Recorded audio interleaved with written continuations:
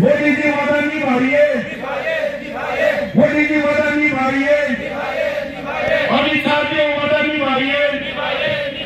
अमित शाह जी वादा निभाइए, जोंनो नांगौ न्याय, बिटिआरखौ मावफुंनांगौ, बिटिआरखौ मावफुंनांगौ, बिटिआरखौ मावफुंनांगौ।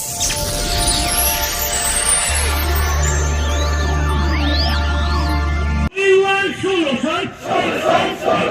We want solution. Suriye. Araba Suriye. We want implementation of the border record. No implementation, no rest. We want solution.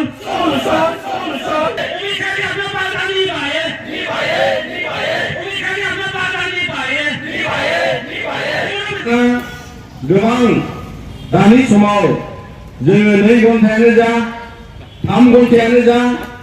2 घन्टानिफ्राय 6 घन्टायानो जा जायखिजाया हाबाफारि लाया मानो दा जों मिथियो नोंथांमोना जोबोद खस्थ' मोनो आरो बिनि गेजेरजों जोङो नोंथांमोननि दखरानिफ्राय एबा रायजो राजाखौ लाबोनानै एबा लाबोनांगौनि थाखाय जिफोर माखासे जोंनि दखरानि आरो गुबुन गुबुन दैदेनगिरिफोर जोङो बेवहाय नोंथांमोना जि खस्थ' खालामो जोङो मिथिगौ बयबो खस्थ' मोनो आरो नाथाय दिनै जोंनि बे राजखान्थियारि जे समाधानाव बिटिआर गोरोबथा जानाया 2 बोसोर बारबाय आरो बिटिआर गोरोबथा जानानै 2 बोसोरनि उनावबो जोङो जोंनि गुबै माखासे दाबिनि समाधानाव जायखौ खराव लिरदोंमोन बेखौ दिनै मावफुङालासिनो आसाम सरकार आरो भारत सरकारा जोंनि बे गासै दाबिफोरखौ माने बिथांमोना दाबो जिबादि मोनसे गोख्रै मावफुंनायनि राहा लानांगौ बिथांमोननियाव जों नुवाखै दा नोंथांमोना मिथियो आसामाव जोङो थांनाय बिटिआर इलेक्शननि सिगां जि गामिफ्रा सनितपुर बिश्वनाथनिफ्राय बड'लेण्डआव हाबबाय आरो बिनि लोगो लोगोनो बिथांमोना इलेक्शनाव बाहागो लाबाय नाथायबा नोंथांमोनाबो मिथियो जों बयबो मिथिगौ सनितपुराव थानाय बिश्वनाथाव थानाय जोंहा दिनै माने 300नि बारा जोङो बर' गामि हिसाबै जोङो बड'लेण्डआव सरकारनो मोनबावनांगौ आरो बिनिनो जि 94टा गामिया माने बिटिसि गोरोबथायाव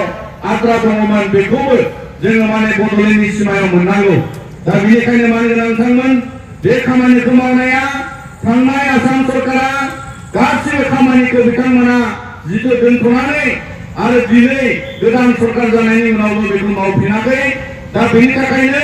जोङो बे दाबिखौ लाखिदों जे बिथांमोना कमिसनजों लोगोसे गामि सोसननाय आरो सिमा बारायनायखौ थाबैनो मावफिननांगौनि थाखाय जोङो बे दाबिखौ बेवहाय जोंनि मेम'रेन्डामा आसामनि chief minister governor of Assam prime minister हम मिनिस्टार जोङो बे गासै एखे दाबिखौ लानानै जोङो बिथांमोननो दैथायहरगोन आरो बेबायदिनो आसामनि जेंनायाव दिनै बर' कसारि वेलफेयार अट'नमास काउन्सिलाबो आद्रा जानानै दं बिथांमोननियावबो इलेक्शन जानांगौ समस्या मोजाङै रानसारनांगौ आरो बेबायदिनो दिनैनि समाव बे राजनिति समाधानखौ हास्थायनानै जोङो दिनै बिथांमोनखौ खावलायगोन बर' कसारि वेलफेयार अट'नमास काउन्सिला इलेक्शन जानानै थोजासे रां बावजाजों बिथांमोना इलेक्शननि उनाव सरकार सालायनो मोननांगौ बर' माहारिनि जौगाथायाव खामानि मावनो बिथांमोननो सुबिदा होनायनि जिहेतु खाबु बेखौ मावफुंनांगौनि थाखाय दा बेजों लोगोसे जोङो दिनै कार्बि आंलंआव थानाय डिमाहासावआव थानाय जोंनि बर'फ्रा बावहाय एसटि हिल्स नङा आरो बेखायनो जोङो बिथांमोना शिड्युल ट्राइब हिल्स स्टेटास मोननांगौनि थाखाय दिनैबो जोंनि बिटिआर रेकर्डआव लिरनाय बायदि बिटिसि गोरोबथायाव लिरनाय बायदि दासिमबो भारत सरकाराबो बिनि सायावहाय समाधान लाबोआखै दा बेखायनो जोङो बे दाबिफोरखौ बावहाय मख'नाय जादों दा मानोना नोंथांमोन बेनि अनगायैबो जोङो दिनै आसामाव थानाय गुबुन गुबुन फरायसाखौ बेवहाय होनाय जादों स्कलारशिप मोननांगौ टाइम बादियै दाखालि रायजो सभानि थिननायाव नुबाय जे बेवहाय माने स्कलारशिपआ हरगासिनो भारत सरकारा आसामा नाथाय एसटि स्कलारशिपखौ रिलिज खालामाखै आरो बेखौ मावफुङैनि थाखाय 2025 आरो 26नि बोसोरनि रांखौ भारत सरकारा हराखै दा बेनि थाखाय जों बुजिबाय बेनिफ्राय जों बुजिनो मोनबाय जे आसाम सरकारा एससि स्कलारशिपखौ रेगुलारलि जोंनो होआखै आरो बेखायनो जोङो बे मेम'रेन्डामावबो जोङो बेखौ लाखिदों आरो हायार सेकेन्डारिया दिनै गोबां जाबाय हाई स्कुलनिफ्राय आपग्रेड जाबाय गाहायै बिथांमोना बेवहाय पोस्ट ग्रेड खालामनांगौ दिनैसिमबो बे थिरांथाखौ लाबोआखै आरो गुबुन गुबुन साबजेक्टनिफ्राय जोंनि बर' फरायसाबो बर' बिजोङाव असमिया मिडियाम इंलिसाव गुबुन गुबुन हायार सेकेन्डारिफ्राव माने बेबायदि गुन गोनां सोलोंथाइनिफ्राय बिथांमोना गेजेन जानानै दङ दा बेनिखायनो मानगोनां बिथांमोन आसामाव जों बेफोर दाबिखौ लाखिनानै दिनै जोङो एकर्ड रिलेटेडआव फरेस्ट राइट्सनि बाथ्रा आरो बेबायदिनो जोंनिया माने बे लेन्ड ब्लकआव गोलैयै ट्राइबेल भिलेज ट्राइबेल गामिफ्रा एसटि गामिफ्रा प्रटेक्शन मोननांगौ आरो बे मोनसे आयेनारि खान्थिजों फैनांगौनि थाखाय जोङो बे दाबिफोरखौ आसामाव होदों दा बेनि अनगायै भारत सरकाराव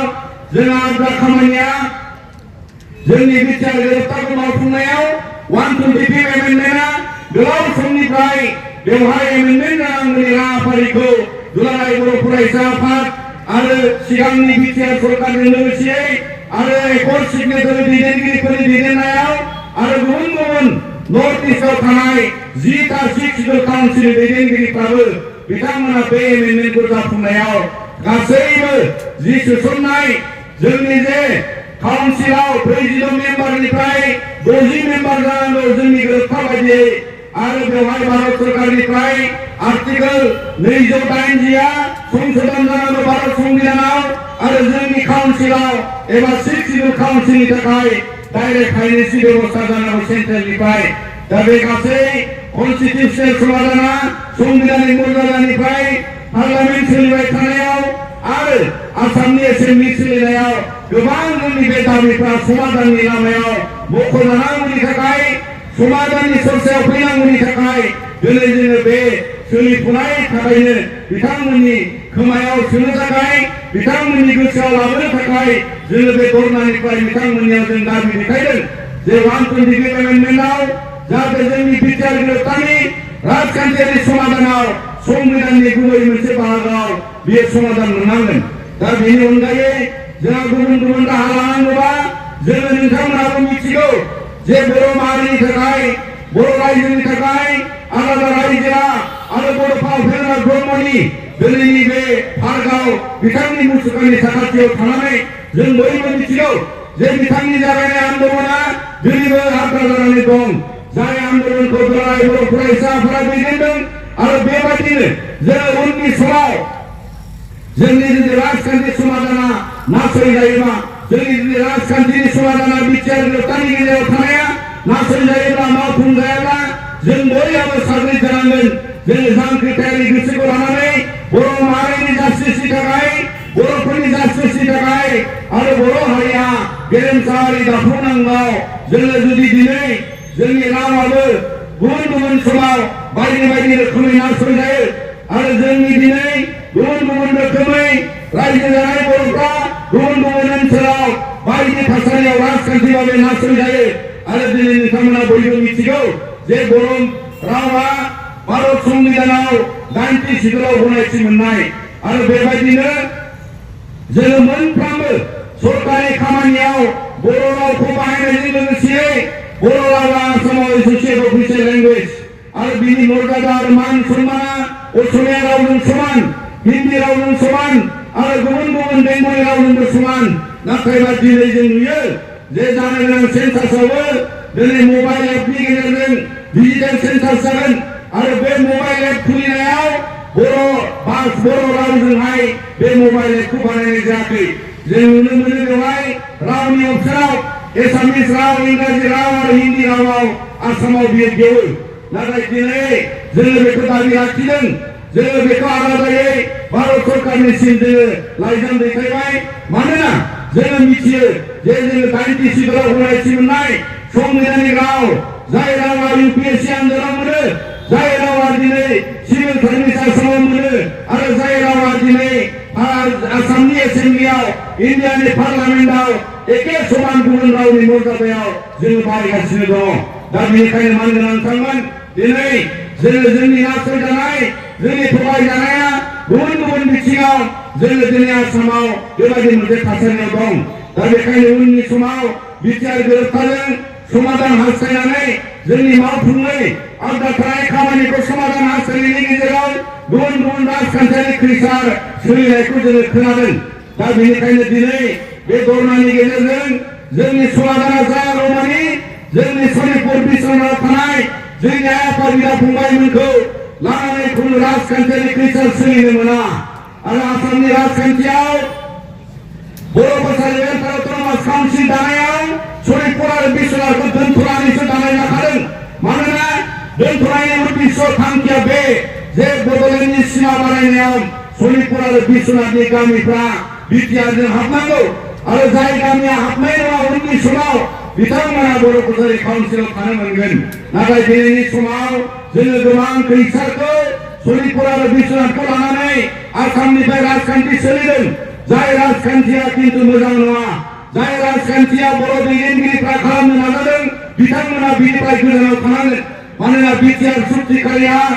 एबसु थाबाय, एनडिएफबि थाबाय, इउबिपिअ थाबाय आरो बिनि गेजेरनि समाधानाव दिनै जुदि बिथांमोना बाहाय राजखान्थियारि लिडार जाबाय होननानै सोरबा मन्त्रि जाबाय होननानै सोरबा गावखौनो गाव गोग्गानानै हारिनि पण्डित बायदि सानना लानानै जुदि बिथांमोना आद्रा खामानि जाफुंनायनि सिगां गुबुन गुबुन राजखान्थियारि खैसार खालामोबा दुलाराय बर' फरायसा आफादा सिरि थानाय नङा। आरो बिनि थाखायनो दिनै जोंनि एकर्डआ गोख्रोङै मावफुंजानांगौनि थाखाय जोङो दिनै दासिमबो गुबुन गुबुन सावरायनायाव गुबुन गुबुन भारत सरकारनि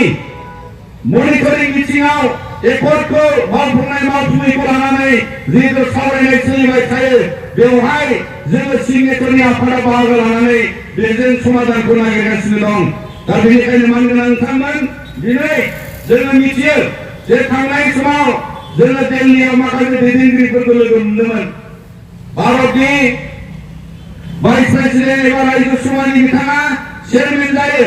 आरो बिथांखौ लोगो हमनानै बुंलायबाय जे जोंनि बिटिआर एकर्डआव 6 सिडुलाव एमेन्डमेन्ट फैनांगौनि थाखाय जि पेन्डिं बिल दङ रायजो सभायाव बियो दाबो दङ। दा बेखायनो दिनै भारत सरकारा गोसो खालामनानै एबा रायजो सभायाव बेखौ लाबोफिननांगौनि मददाव बिथांनि मदद हास्थायनानै जोङो बिथांनो जोंनि आर'जलाइखौ गथायनाय जादों। मानोना 125 एमेन्डमेन्टआ 2019आव फैनायनि उनाव जोंनि एकर्डआ 2020आव जादों, कार्बि आंलंनि एकर्डआ बिनि उनाव जादों, डिमा हासावनि एकर्डआ बिनि उनाव जादों आरो बेखायनो बेफोर समाधानाव जोंनि गोनांथिखौ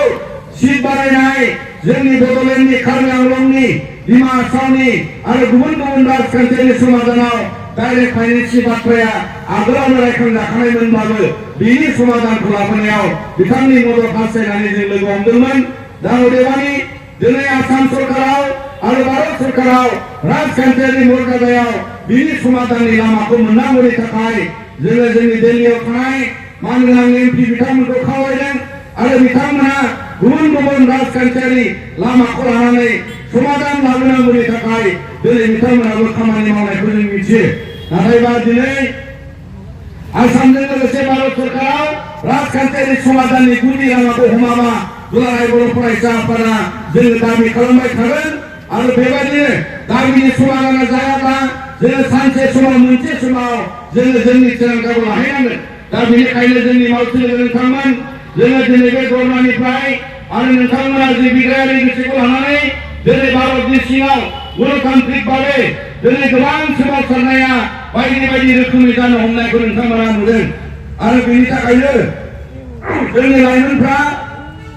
जोंनि गोदान आथालनि जेराव जों बयबो जोङो मिथिना लानांगोन जे बे समनि मुभमेन्टआ गणतान्त्रिक भाबै बियो राजा लामा बियो बबेबा रेल लामायाव सिमा जानानै थाया आरो दानि जुगाव डिजिटेल एजनि जुगाव मिडिया आरो कमिउनिकेशननि जुगाव नोंथांमोना नुदों जे दिल्लीयाव जन्तर मन्तराव मा जादोंमोन आरो बेबायदिनो बे लाइमोनफोरनि सोमावसारनायजों जि जाफुंसारनायखौ मोनदों जे दिनै धर्मेन्द्र प्रधाना रिजाइन लानांबाय आरो बे गणतन्त्रनि बे मोनसे जाफुंसारनाय। मानोना दिनै जाय जाय बिथांमोना गणतान्त्रिक भाबै जोङो दिनै बड'लेण्ड आन्दलनखौ मोनथाम खोलोबनि मोनथाम डेकेड्सआव जोंनि आन्दलना सोलिबाय,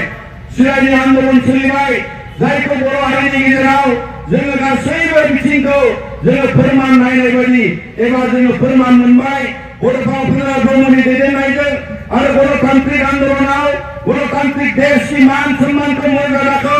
जोङो बयबो मोननायखौ मिथिगौ जे बै समनि आन्दलनाव गिबि खोलोबनि थाखाय 1993 आव बे गणतान्त्रिक आन्दलननि मोनसे फिथाइ हिसाबै बिएसि एकर्ड जादोंमोन आरो बिनि उनाव जोङो मिथियो सेकेन्ड फेजनि आन्दलन जाबाय 1996 निफ्राय 1996 नि उनाव बियो 2003 आव बेबायदि गणतान्त्रिक आन्दलन आरो लोगोसे सिलाइनि आन्दलन खालामनानै बिएलटिजों लोगोसे आरो बेबायदिनो गुबुन गुबुन राहाजों दिनै बे 2003 आव जि बिटिसि गोरोबथा जादों बेयो मोनसे गणतन्त्रनि फिथाइ जाय डेम'क्रेटिक आन्दलननि फिथाइयाव बर' हारिया बेखौ मोनसे एचिभमेन्टआव लादों आरो बिनिफ्रायनो बेयाव 6 सिडुल काउन्सिल जाबाय बर' रावा 90 सिडुलाव हाबबाय आरो दिनैबो जोङो मिथियो जे बिटिआर गोरोबथाखौ मोननायनि सिगां नोंथांमोन बयबो बेयाव फैनाया बाहागो लादोंमोन जे 10 बोसोर जोङो गणतान्त्रिक आन्दलन खालामदों आरो एनडिएफबिआ सिजफायार जानानै बिथांमोनाबो बे समाव माने बे 10 बोसोरनि आन्दलनाव सोमावसारनायाव गणतान्त्रिक भाबै बिथांमोनाबो बाहागो लादों आरो बर' हारिनि गेजेराव सोमावसारनायनि थैखौ लानानै सोमावसारनायनि खान्थिखौ लानानै गिबि मुंख्लं सुजित नार्जारिनिफ्राय जागायनानै जेसेबां मुंख्लं जादों बिथांमोननि थैया जि गाब बे थैनि गाबा जोंनाव दंजोबो आरो बिनिखायनो बे गाबा सोलायाखै आरो बेखायनो बर' माहारिनि जों साफ्रोम फिसाया जोङो साफ्रोम बर'नि थै थानाया जोङो बे बिथिङाव सांग्रां थानांगोन जे सानसे बेलासे जोंनि जेसेबां गणतान्त्रिक आन्दलननि मर्यादायाव राजखान्थि समाधाननि मर्यादायाव दिनै जोङो जि मान सन्मानखौ मोननांगौमोन जि मान सन्मानाव जोंनि समाधान जानांगौमोन आरो जोंनि दैदेनगिरिफोरनि सिनायनि आन्दलननि आरो गुबुन गुबुन जोंनि गणतान्त्रिक आन्दलननि मान सन्मानाव बर' हारिया बे गणतान्त्रिक समाधानखौ जों बयबो मिथिगौ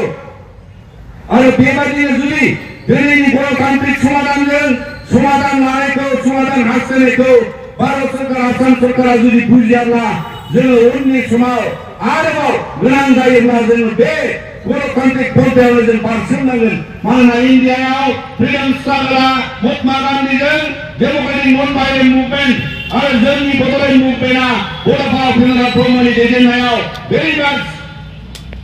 डेम'क्रेटिक आरो नन भायलेन्ट आरो बेजों लोगोसे जोंनियाव नाथायबा सिलाइनि आन्दलन खालामनो बाध्य जादों एनडिएफबिनि आन्दलना बाध्यता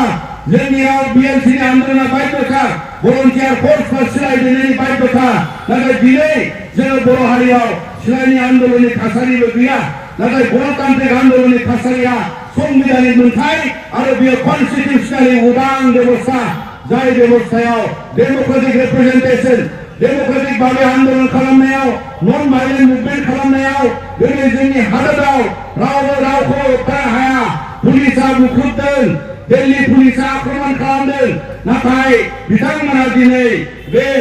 जे अभिजित दिपकेमोननि क'क्राझ पार्टिनि मुभमेन्ट बिथांमोना बेयाव मोनसे जाफुंसारनायखौ मोननो हादों दा दिनै इन्डियायाव गुबुन गुबुन रोखोमनि आन्दलन जागोन दिल्लीनि गेजेराव जोंनि बर' माहारिनि गेजेराव बायदिसिना राजखान्थियारि आन्दलननि गेजेराव जोंनि देरसिन आद्रा थानाय खामानिया आलादा रायजोनि गणतान्त्रिक डेम'क्रेटिक मुभमेन्ट जाय मुभमेन्टआ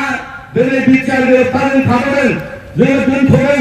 आरो बेखौ लानानै समाधान हास्थायनानै जोङो दोनथ'दों सानसेखालि गोबां बाथ्रा गुबुन गुबुन बाथ्रायाव जोङो मिथिगौ दैदेनगिरिफ्रा जोङो बयबो हास्थायो जे माने थाबोनानै जिरायनानै बोलो फोराननानै आवगायलांनायनि मोनसे खान्थियावबो जों थांनो गोनां जायो दा बेनिखायनो मानो गोनां मावथि लोगो नोंथांमोन दिनैनिफ्राय लानानै बे गणतान्त्रिक आन्दलनखौ जोङो सम सम बेबायदि खालामनायाव जोङो जोंनि दाबियाव गणतान्त्रिक भाबै जि फिथाइखौ जों मोनदों बेखौ जों गणतान्त्रिक भाबै हास्थायनायनि लामायाव जोङो बेखौ जुजिगोन आरो बिनि जुजिनायाव उननि समावबो गुबुन गुबुन राहाजों जुजिनांगौनि थाखाय जोङो जोंनि सोमावसारनायखौ मा राहाजों लांगोन माबायदि रोखोमाव लांगोन बेसे गिदिर खालामगोन माबायदि खालामलांगोन दिनै बेफोर माखासे थासारिखौ गोबां मानसिया गोबां बर' हारिनि दैदेनगिरिनि गेजेरावबो जोंनि सोमावसारनाय फैयोब्ला दुलाराय बर' फरायसा आफादनि सोमावसारनाय जायोब्ला राजखान्थि खैसाराव जोंखौ माने सोंखारिनाय गोबां बाथ्रा ओंखारो नाथाय दिनैनिफ्राय मिथिनानै ला जे बर' हारियाव दिनै जोंनि राजखान्थि समाधाननि लामा हास्थायनायाव बड'लेण्डआव सोरनि सरकार दं सोरनि गैया जोङो सिगांबो खालामदों दाबो खालामगोन उनावबो खालामगोन आरो बेवहाय दैदेनगिरिफ्रा गावबा गाव खामानिखौ मावनांगौ आरो बेबादिनो राजखान्थि समाधाननि लामायाव बर' हारिनि समाधानखौ हास्थायनांगौ नाथाय दुलाराय बर' फरायसा आफादखौ बड'फा उपेन्द्रनाथ ब्रह्मनि मुंखौ लानानै आरो बर' हारिनि गेजेराव बेबादि मोनसे हारिनि माहारियारि आफादनि सायाव जोंनि आन्दोलननि सायाव गुबुन गुबुन सोमावसारनायनि सायाव खेंसालियायै एबा मेगन गाज्रियै मेगन गुरै जुदि नायोब्ला दिनै उननि समाव बिनि फिथाइखौ एबा बिनि थासारिखौ दुलाराय बर' फरायसा आफादा जों फिननायखौ होगोन दा बेनिखायनो बे समाव जोंनि सोमावसारनायाव आरो जोंनि बे गणतान्त्रिक भाबै सोमावसारनायाव बाहागो लाफैनाय गोबां जोंनि बावहाय मावथि लोगोफोर आरो बिग्रायारि सोमावसारनायाव फैनाय आरो बाहागो लानाय नोंथांमोन जोङो दुलाराय बर' फरायसा आफादनिफ्राय नोंथांमोन बयखौबो हामलायनाय होयो आरो उननि हाबाफारिफ्राव नोंथांमोननि बेबायदि मोनसे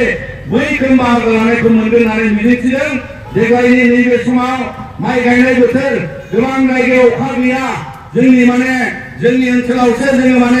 साननै सानथाम अखा गैयैखौ माबायदि मोनदों नाथाय जोङो मिथियो जायगा जायगा दैबानाबो दङ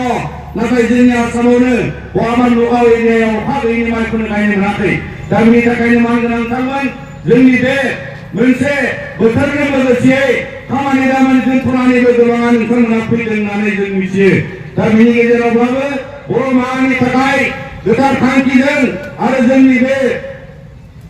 बिटिआर गोरोबथानि सानस्रियाव जोंनि राजखान्थियारि समाधानखौ हास्थायनानै दिनै नोंथांमोना बेवहाय जोंनि 2 घन्टानि धरनायाव नुजाफैबाय जोङो दुलाराय बर' फरायसा आफादा अरायबो नोंथांमोनखौ मान होनानै जोङो हामलायनाय होयो दा दिनै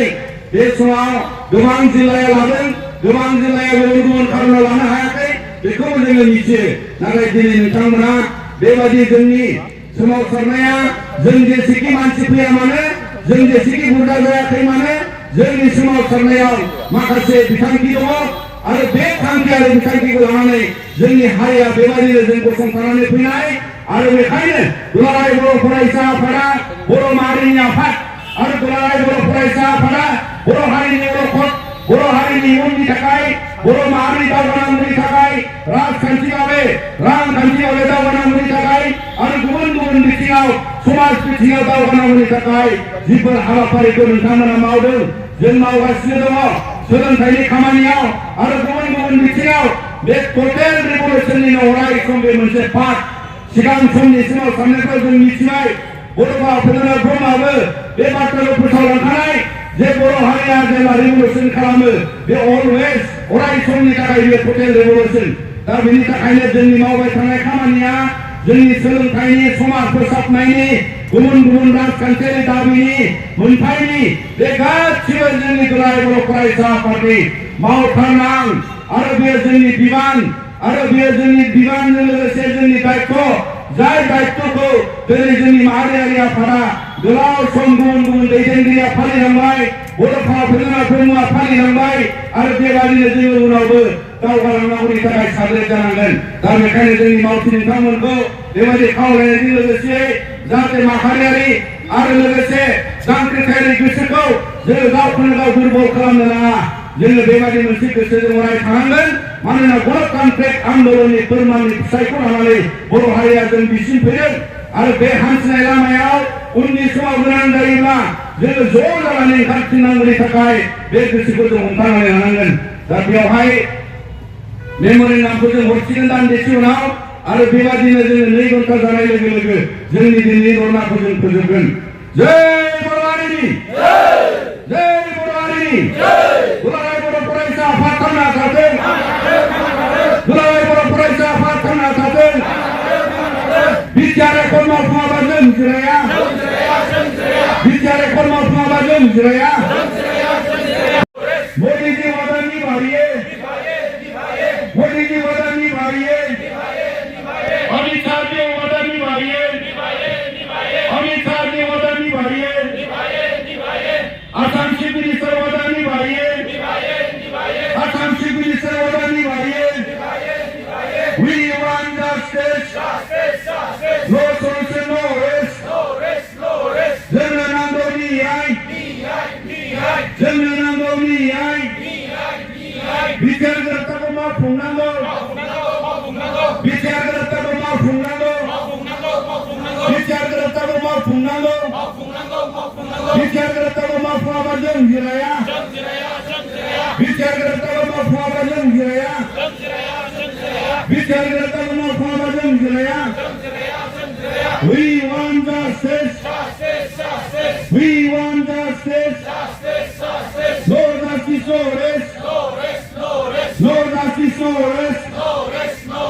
Absolutely. Absolutely. Absolutely. Jai Murari. Jai Murari. Jai Murari.